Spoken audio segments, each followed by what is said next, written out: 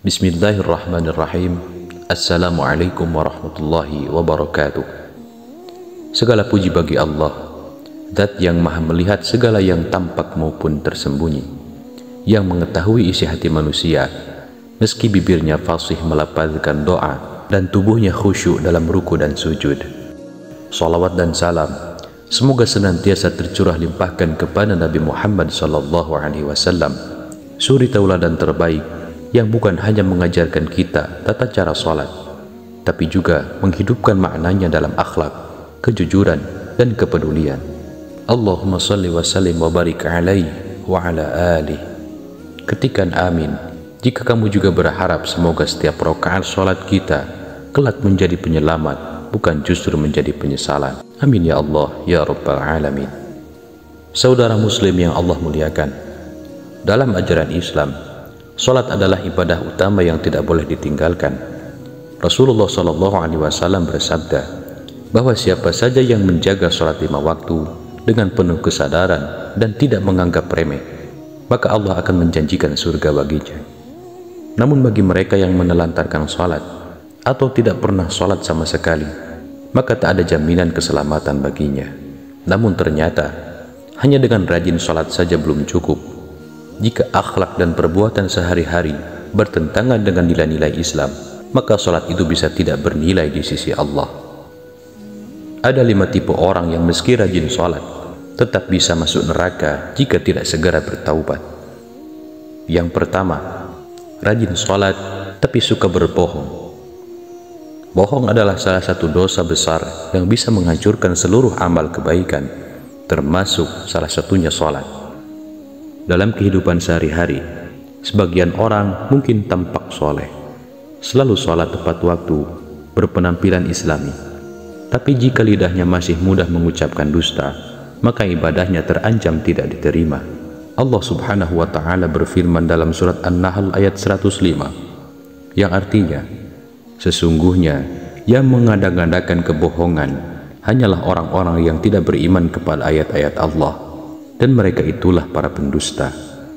Berbohong itu seperti racun dalam iman. Ia merusak hati, membutakan nurani, dan bisa menghapus pahala salat jika dilakukan terus-menerus tanpa taubat. Bahkan Nabi SAW menyebutkan bahwa seseorang bisa menjadi munafik karena kebiasaannya berdusta. Yang kedua, rajin salat tapi gemar menggunjing dan memfitnah. Lisan adalah cerminan hati. Banyak orang yang menjaga salatnya tapi lalai menjaga ucapannya. Ghibah, menggunjing orang lain, dan fitnah adalah 2 kebiasaan buruk yang sangat dibenci Allah. Dalam surat Al-Hujurat ayat 12, Allah memberikan gambaran yang sangat mengerikan. Apakah salah seorang di antara kalian suka memakan daging saudaranya yang telah mati? Maka tentu kalian jijik kepadanya. Gibah dan fitnah bukan dosa sepele. Dalam hadis juga disebutkan bahwa sebagian penghuni neraka adalah mereka yang tak menjaga lisannya meskipun rajin sholat. Maka dari itu, penting bagi kita untuk menjaga lisan agar ibadah kita tidak sia-sia. Yang ketiga, sholat teratur tapi tidak peduli pada anak yatim dan kaum miskin. Dalam Islam, peduli terhadap anak yatim dan kaum yang membutuhkan bukanlah pilihan, tapi suatu kewajiban. Allah mencela orang yang sholat namun tidak punya empati sosial, sebagaimana dalam surat Al-Ma'un, yang artinya, tahukah kamu orang yang mendustakan agama? Itulah orang yang menghardik anak yatim dan tidak menganjurkan memberi makan orang miskin. Maka celakalah orang yang sholat, yaitu mereka yang lalai dari sholatnya. Jadi, bukan hanya soal gerakan sholat, tapi juga hati yang peduli. Kalau seseorang hanya sekedar menjalankan ritual tapi tidak peduli terhadap penderitaan sesama, maka sholatnya dianggap lalai dan tidak memberi bekas. Yang keempat, rajin sholat tapi percaya kepada dukun atau paranormal. Ini termasuk kesyirikan terselubung yang sangat berbahaya. Percaya bahwa selain Allah bisa menentukan nasib, menyembuhkan penyakit, atau membawa keberuntungan adalah bentuk kekufuran. Rasulullah SAW bersabda, yang artinya, barang siapa mendatangi dukun dan mempercayai ucapannya, maka sungguh ia telah kafir terhadap apa yang diturunkan kepada Nabi Muhammad SAW. Dan dalam riwayat lain disebutkan, orang yang sekedar bertanya kepada dukun, sholatnya tidak diterima selama 40 hari. Bayangkan, puluhan hari ibadah kita tidak bernilai hanya karena percaya kepada hal-hal gaib yang tidak sesuai syariat. Ingatlah, hanya kepada Allah kita bergantung. Jangan sampai tertipu oleh janji manis dukun atau paranormal yang justru menjerumuskan kita ke dalam api neraka.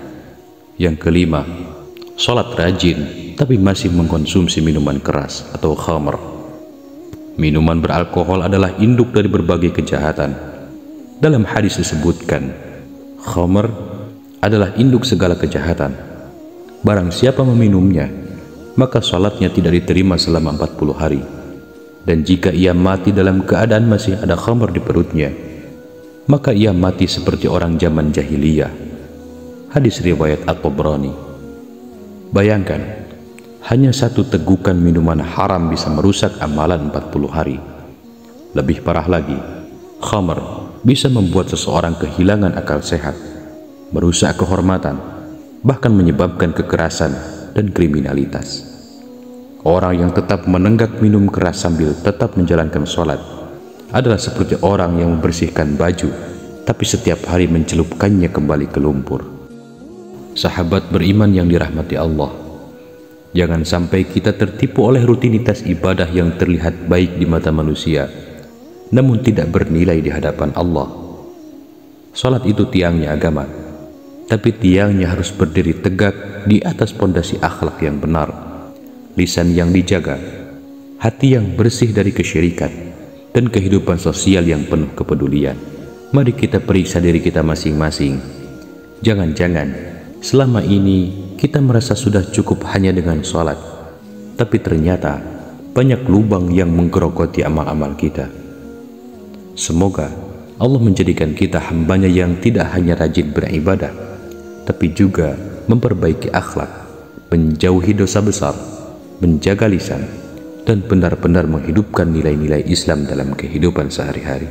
Amin ya Allah ya Rabbal Alamin. Wallahu a'lam bishawab.